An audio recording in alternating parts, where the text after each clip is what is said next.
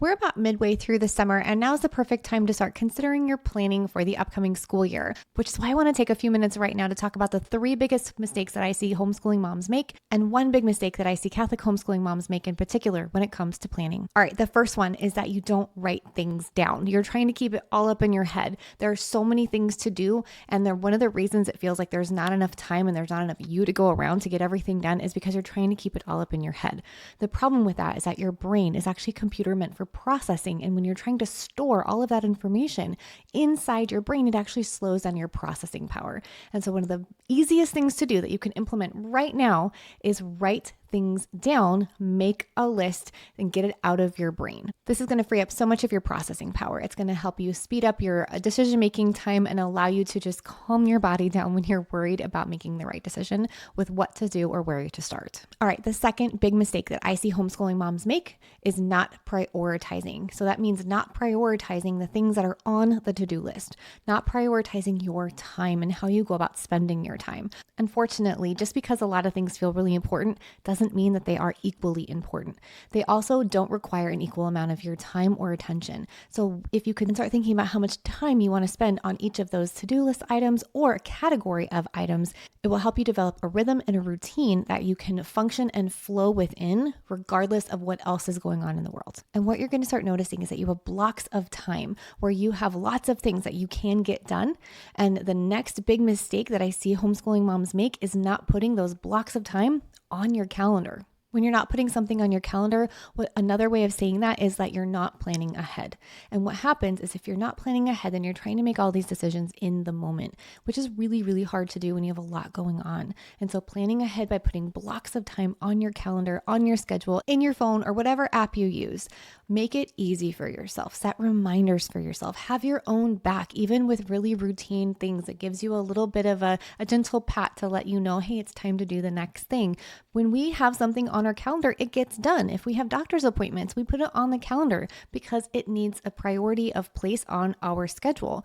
If it's on your calendar, it gets done. If it's not on your calendar, it doesn't get done. So go ahead and add this step to your planning to put things on the calendar as if it were as important as a doctor's appointment. The reason I like working with blocks of time versus trying to schedule minute by minute or hour by hour is those blocks of time is actually where your freedom and flexibility for homeschooling come in. You can have a list of things that you can do and check those things off as you go within that block of time. And when that block of time is over, you set it down and move on to a different topic, a different category, or something different altogether. This is how you're going to make so much more progress on multiple different areas of your life and build in time for homeschooling as one of those top priorities. All right, these are mistakes that I see every homeschooling mom make, and these are the things that people are complaining about all year long if they could just do a little bit better. But the number one fatal mistake that I see Catholic homeschooling moms make is when you don't pray more than you plan, when you don't check in with the Lord about your plans and your dreams, both first and last.